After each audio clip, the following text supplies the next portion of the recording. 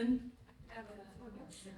I was born in 1809 on February 22 in Vernon, Vermont, to Captain Sylvanus Harris Jr. and his wife Nancy Johnson Harris.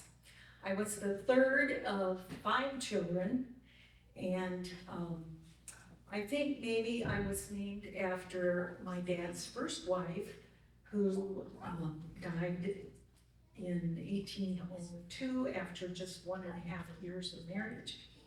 Well, one of my brothers was named Charles, and when I was just 4 and he was 6, he died.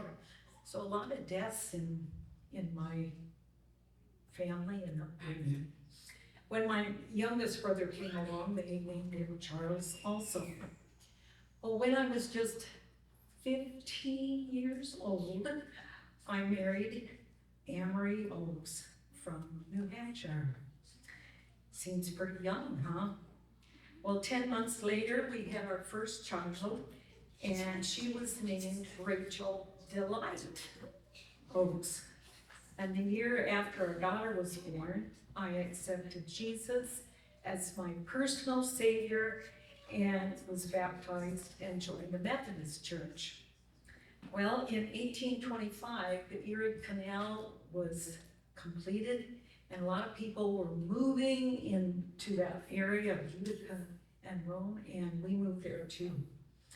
And about 9 years after our first daughter was born, our second daughter, Sarah, was born. Well, less than 7 months after our second daughter was born, my husband Amory passed away suddenly. So I was left a widow, and the New York Census showed me as a landowner of 12 acres, and I also did some teaching here and there in different places. Well, meanwhile, I became very interested in the subject of the Seventh-day Sabbath. But of course, I experienced a lot of opposition from the Methodist minister. And he said, well, you can keep doing your Sabbath thing, but just don't leave our church. But I decided I'm going to leave anyway. And I joined the Seventh-day Adventist Church, because Seventh day, they kept the Sabbath. And this was at Verona, New York. Well, 2 years later, my daughter joined my decision to join the church as well. And the Seventh-day Baptists really took their responsibility for widows very seriously. Well, in 1843, of course, that's the year before they thought Christ was coming, my daughter Delight went to Washington, New Hampshire to teach in a school there. Well, I went to visit Delight, and in the fall of 1843, around Thanksgiving time, we attended, it was called the Christian Connection Church, and a large portion of the members there had embraced the Advent message, and this Christ's second coming was what they were always talking about. Well, while in Washington, Delight and I accepted the belief of the soon coming of Christ. Well, in 1843, the Seventh-day Baptists felt a religious duty to share the Sabbath truth way more broadly. So the General Conference of the Seventh-day Adventists called for a special day of prayer on November 1st. And they resolved to produce publications on the Sabbath to be circulated to all the other churches, and they urged them to study the subject closely and see its importance. So the church at Verona responded to the call and resolved to follow suit. Well, by early 1844, I had moved to Washington to be near my daughter, Delight.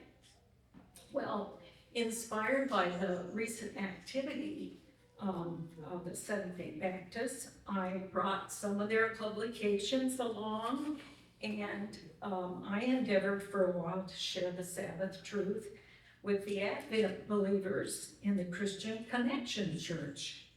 But to my disappointment, well, the church members were more interested in the second coming of Jesus than they were in the Sabbath as the true Lord's Day. Imagine that. I tried to be tactful, but I kept after Elder Frederick Wheeler, the Methodist minister who preached at the church. And at a quarterly meeting in the spring of 1844, Wheeler administered the communion, and he remarked, "Now all those who are participating, you must be ready to follow Christ and keep all of God's commandments." Well, a couple of days later, I met him at the home of William Farnsworth. And I reminded Elder Wheeler of his remarks. And then I told him, I came near to getting up in your meeting at that point and saying something. I wanted to tell you that you would better set that communion table back and put the cloth over it until you begin to keep the commandments of God. Well, later, Elder Wheeler told another minister, wow, those words cut deeper than anything that he had ever had spoken to him. Well, returning home, Elder Wheeler pondered the question and soon became convinced to observe the Seventh-day Sabbath.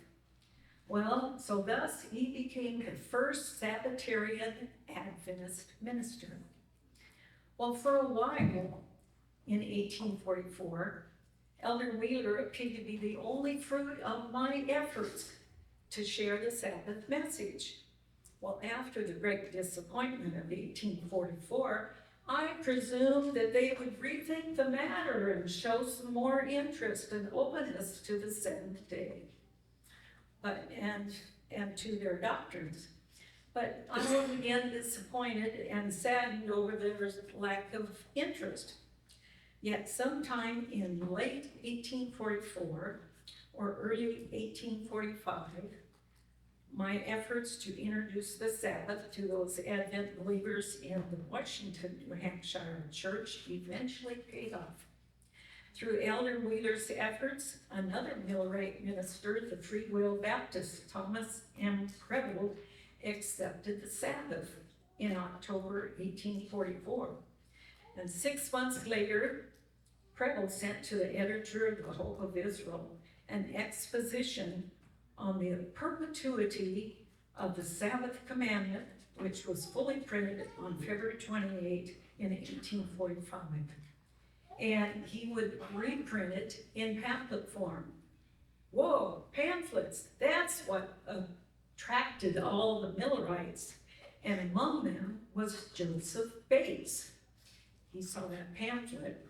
So the first members to profess their acceptance of the Sabbath were William Farnsworth and his wife Sarah. And many of the Farnsworth family joined a small group of Sabbath keepers. Of course, one of them was Cyrus Farnsworth, who married my daughter, Delight. And so there got to be a little group that was keeping the Sabbath. But the church split over this, and the Sabbath keepers held their homes, had to keep their homes in, or keep their meetings in the home of John Stowell and my son-in-law. Well, in Washington, then, New Hampshire, I got to know a bricklayer named Nathan T. Preston and married him. Well, it was about 1863 or that we moved back to Vernon, Vermont.